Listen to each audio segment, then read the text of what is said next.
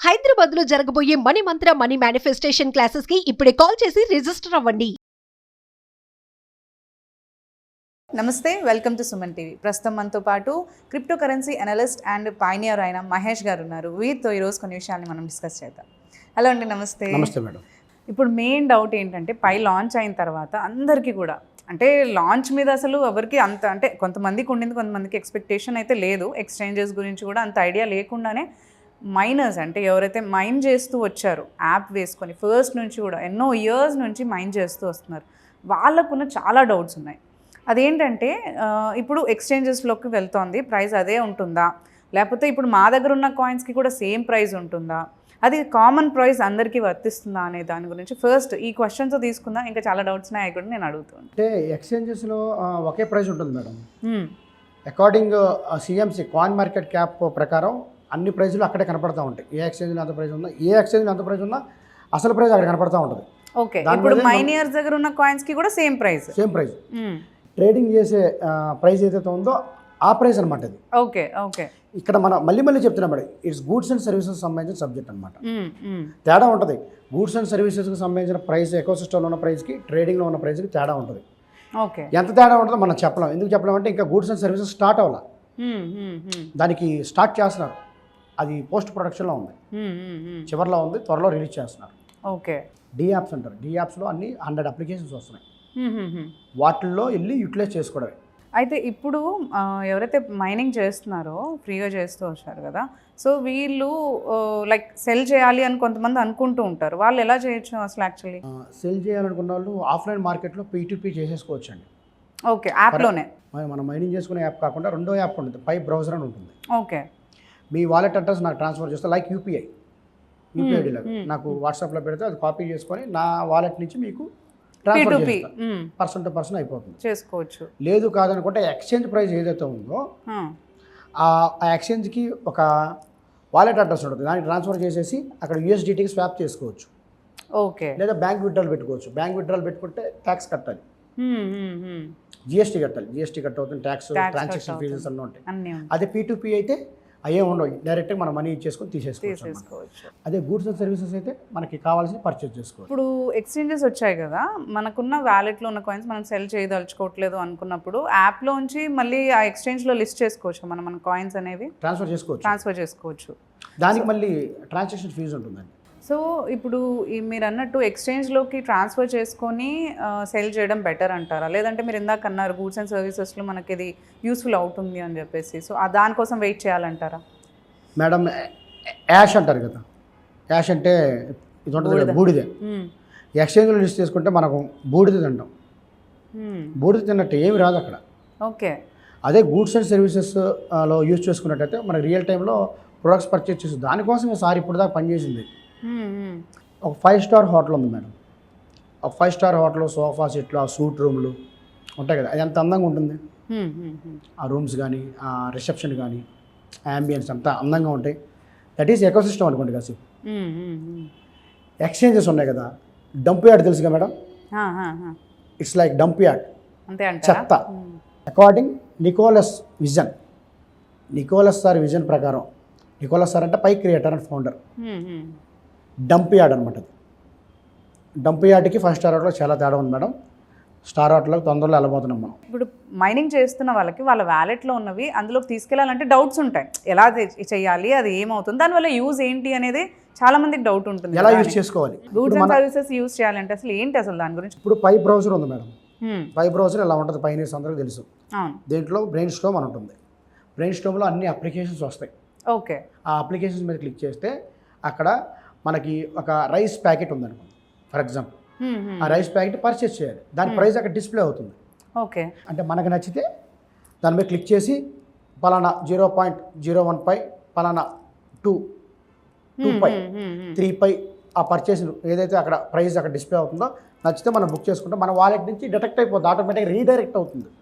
Okay okay, అది cash on డెలివరీనా అనేది వాళ్ళు పెట్టిన లోపల దాన్ని బట్టి ఆ నామ్స్ ప్రకారం మనం ఆ కండిషన్, టర్మ్స్ అండ్ కండిషన్స్ ఉంటాయి కదా, మళ్ళీ దాని ట్రాన్సాక్షన్ ఫీజెస్ మొత్తం వాళ్ళ ఇంటర్ఫేస్ మొత్తం సెట్ చేస్తారు డెవలపర్స్. ఓకే, మన అమెజాన్, ఫ్లిప్కార్ట్, మింత్రా, మీషో ఎలా అయితే ఉన్నాయో, స్విగ్గీ ఎలా అయితే ఉన్నాయో అలా కూడా అక్కడ మొత్తం ఇంటర్ఫేస్ అలాగే ఉంటుంది. చక్కగా బుక్ చేసుకుంటే డోర్ డెలివరీ కూడా వచ్చేస్తుంది. అంటే ఇప్పుడు మీరు అంటుంది గూడ్స్ అండ్ సర్వీసెస్ అంటే మనకు కామన్ గా కావాల్సిన ఎవ్రీడే పీపుల్ లైఫ్ లో ఏమేమి కావాలో అవి ఉంటాయి. పప్పు, ఉప్పు, bikes, 2 wheelers, cell phones, laptops, head phones. అంటే మీరు అనేది ఏంటి, మనకి వాటికి యూజ్ చేసుకుంటేనే బెటర్ అంటారు. ఇప్పుడు కరెన్సీ దేనికి మేడం? నిత్య అవసరాలు మనకు కావాల్సినవి మరి తీసుకోవాలి. ఇదే మేడం, ఇది కరెన్సీగానే వస్తుంది. కొత్త కరెన్సీ, కొత్త currency Web 3.0 crypto currency. Okay, Web 3 అనమాట. ఇప్పుడు దాకా మనం ఇప్పుడు కూడా మనం Web 2లోనే ఉన్నాం. ఇది Web 3 అనమాట. ఇప్పుడు మీరు అన్నట్టు గూడ్స్ అండ్ సర్వీసెస్కి డిఫరెంట్ యాప్స్ ఉన్నాయి. వాళ్ళు అందులో తీసుకోవచ్చు కదా, పై యూజ్ చేసుకొని మళ్ళీ గూడ్స్ అండ్ సర్వీసెస్కి వీళ్ళు ఈ కాయిన్ యూజ్ చేసుకోవాల్సిన అవసరం ఏంటి అసలు? అంటే ఏమైనా యూజ్ ఉంటుందా? ఇది one world one currency concept madam.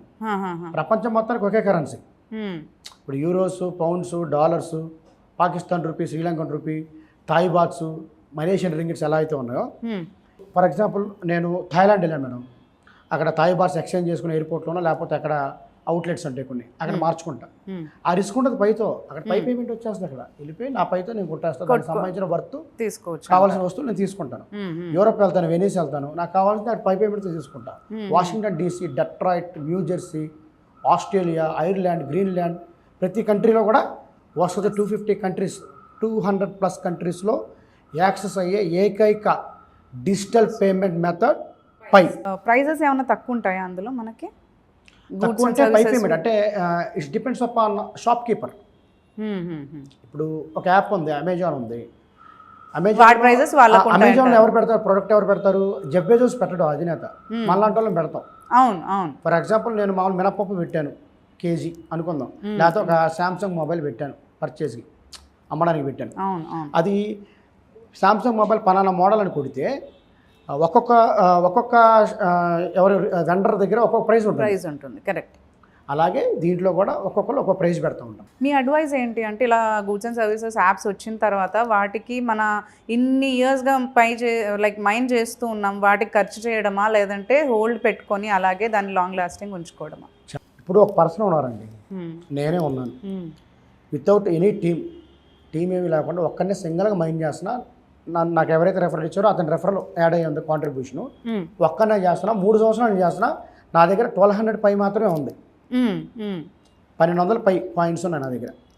ఆ కాయిన్స్ని ఈరోజు అంటే నిన్న ఎక్స్చేంజ్లో లిస్ట్ అయిన తర్వాత దాంట్లో హాఫ్ పర్సెంటేజ్ ఏదైతే ఉందో నా అవైలబుల్ బ్యాలెన్స్లో నేను తీసేసి ఎక్స్చేంజ్కి పంపి స్వాప్ చేసేసుకున్నా. 600 బయటికి తీసేసాను. 1200లో 600 ఎక్స్చేంజ్లో పెట్టి $600 $600 ఇంటూ $90 USDT వేసుకున్నాం. 54,000 రూపాయలు, 54,000 సగం అయిపోయినాయి. మళ్ళీ ఎక్స్చేంజ్లో పెట్టుకున్నారు. మళ్ళీ 6 నెలల తర్వాత కొంచెం రేటు పెరిగింది, $2 ఉన్నాయి. మిగతా 600 అమ్మేసా. ప్రైస్ అప్పుడు వర్త్ $2 వచ్చింది. మళ్ళీ 6 నెలల తర్వాత ఎక్స్చేంజెస్ ప్రైజెస్ చెప్తున్నాను. 254 1,08,000 రూపాయలు వస్తాయి.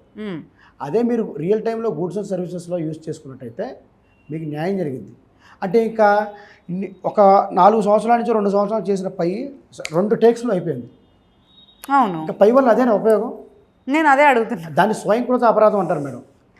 మనం సంపాదించిన పై, మనం ఎర్న్ చేసిన పైని యూజ్ చేసుకుని రావాలి మనకి. ఎగ్జాక్ట్లీ అదే అంటున్నాను. ఇప్పుడు మన ఫియట్ కరెన్సీలో మన రియల్ లైఫ్లో ఎక్కడికి వచ్చినా సరే మామూలుగా మనం సంపాదించడం గొప్ప కాదు, నిలుపుకోవడం గొప్ప అంటారు కదా. కరెక్ట్.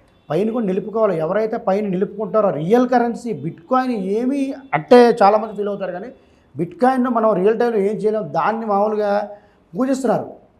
ఇది కొండెక్కి కూర్చుంది. రియల్ టైంలో ఉపయోగించి Web 3.0 crypto currency it's global payment method అనుకున్నది. స్టాన్ఫోర్డ్ యూనివర్సిటీ, కాలిఫోర్నియా, PhD సైంటిస్టులు, పెద్ద కమ్యూనిటీ. ప్లే స్టోర్లోకి వెళ్తే 50 మిలియన్ 100 మిలియన్ ప్లస్ డౌన్లోడ్స్, పెద్ద డెవలపర్స్, కోర్ టీము. చాలా పెద్ద విజన్ ఇది. నిజంగా ఆ విజన్ కరెక్ట్గా అర్థం చేసుకున్న వాళ్ళకి ఇదేంటో అర్థం అవుతుంది.